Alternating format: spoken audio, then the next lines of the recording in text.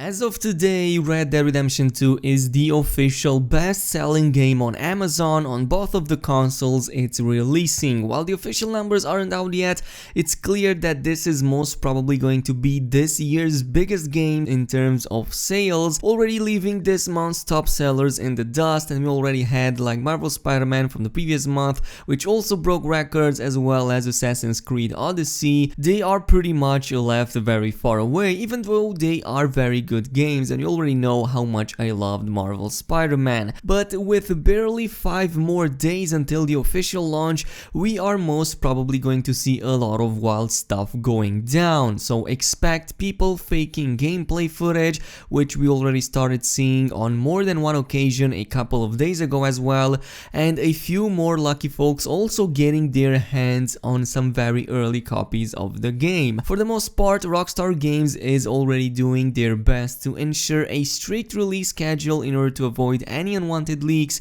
and in a recent announcement made by Simply Games, which is one of like the biggest online retailers of video games so far, they've confirmed that all shipment will be done only after Thursday, October 25th, and not before. And according to the announcement itself, and I quote, "This is due to the fact that we will be receiving our stock on this date and are observing the strict release date stipulations placed on this massive release. This shipping stipulation has been implemented nationwide for all online retailers." So there you have it. It's probably going to be not something that you're going to get before the 25th, but you will see later on that in fact some folks did manage to bypass all of that. Now you might have seen people on the internet posting messages about picking up their copies of the game, but from what I was able to find out, this was mostly done out of error, and the people who got their messages did in fact not receive their copies and instead will have to wait at least until October 25th. So yeah, some of the retailers out there might have done a few mistakes, because you know, errors can happen all the time, and these people did in fact not get their copies early on, which kind of sucks, especially if you get a message like this, because it kind of gets you all hyped and then it completely crashes it to the ground. Meanwhile, a lot of the users who purchased their physical copies from Amazon reported that there might be delays in shipments due to the fact that the number of orders is simply too big. I mean, you know, a game is going to blow out everything out of the water when even Amazon cannot like respect the launch date, so it's pretty wild. A lot of people are seeing delays quite significant, more than 1 day,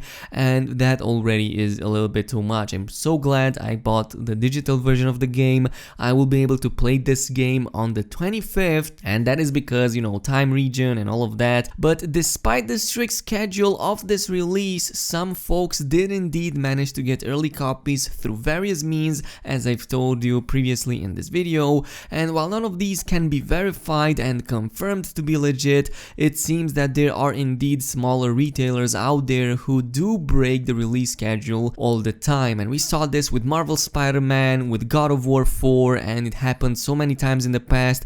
Up until now, it happened with most of the major releases, but at the very least we get to learn a few more details from it. So you know, there's no spoilers yet out there, but we do get to know a little bit more about the package itself, about the discs. First, we have the steel box that you can get when ordering the Ultimate Edition of this game. It's made out of metal, and it seems someone had an empty case being displayed at their local work office, and it looks much like how it is on the teaser image when you pre-order it.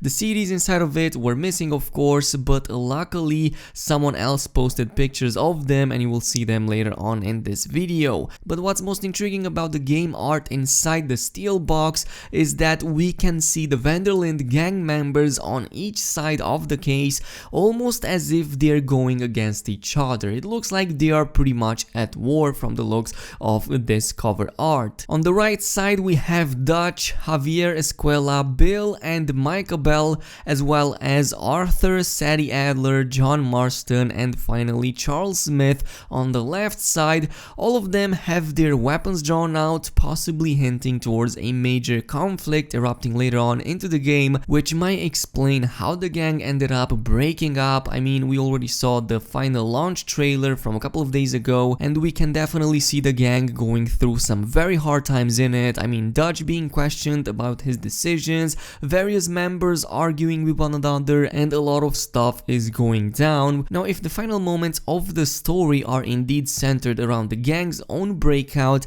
and we know from the previous Red Dead Redemption who the survivors are, I'm very curious to see what happens with our protagonist. And I know most folks already theorized that he's going to die and we'll get to play with John instead, but I find that very hard to believe. I find it to be quite cliche and quite frankly anticlimactic. What's the point of even investing time in a character that we get to bathe, wash and scrub off, groom and even dress to the tiniest detail if in the end he's just going to be killed? I just don't see that happening. I don't think Rockstar Games is going to go in this direction. I just don't see this happening at all, and there must have been another way Rockstar Games have dealt with this problem, given that in the first game John never even mentioned Arthur by name. I'm just putting it out there, and I know that by then the story wasn't even created yet. It was created like 1 year after the first game was launched, so yeah, that's where I'm most probably going to bet my money on. I don't think that Arthur is going to die in the end. Yeah, I'm really curious to see how this ends. What do you guys think? Do you think that we're going to see Arthur dying in the end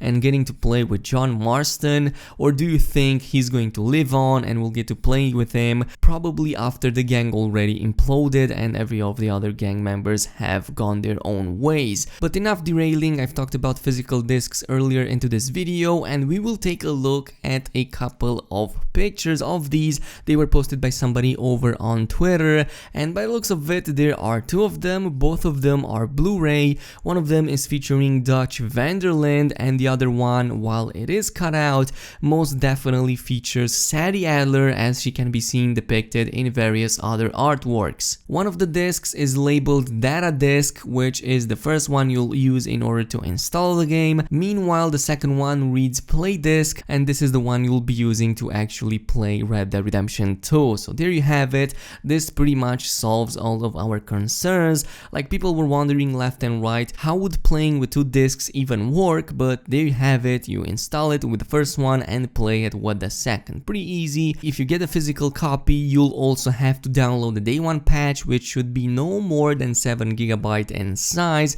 and most people believe it's somewhere between 3 and 3.5, but yeah, I guess it depends if you're on an Xbox or on a PS4. And yeah, the final piece of news comes from Rockstar Games themselves, who have confirmed that Hideo Kojima, creator and director of Metal Gear Solid franchise, will make a cameo appearance in Red Dead Redemption 2. So pretty cool stuff. You can even see him wearing his cowboy hat, though I'm not really sure if this is even related to that. I'm pretty sure it's from somewhere else, though I might be mistaken. And I'm really curious to see what role does he even have in the game. I mean, what does he even do? Is he a random NPC, or is there a whole side mission dedicated to him? Is he also making an appearance as a voice actor? Because that would be super awesome to see.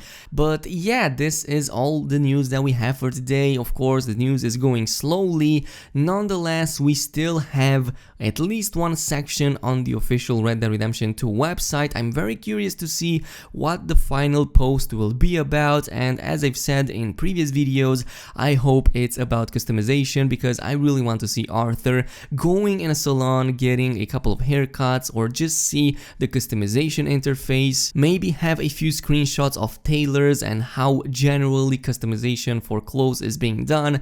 But I guess we will wait and see for that. Until then, if you enjoyed this video, aim that like button and also subscribe to the channel. That would be super appreciated if you want to see more Red Dead Redemption 2 content, and I'll see you guys in the next one, so peace out.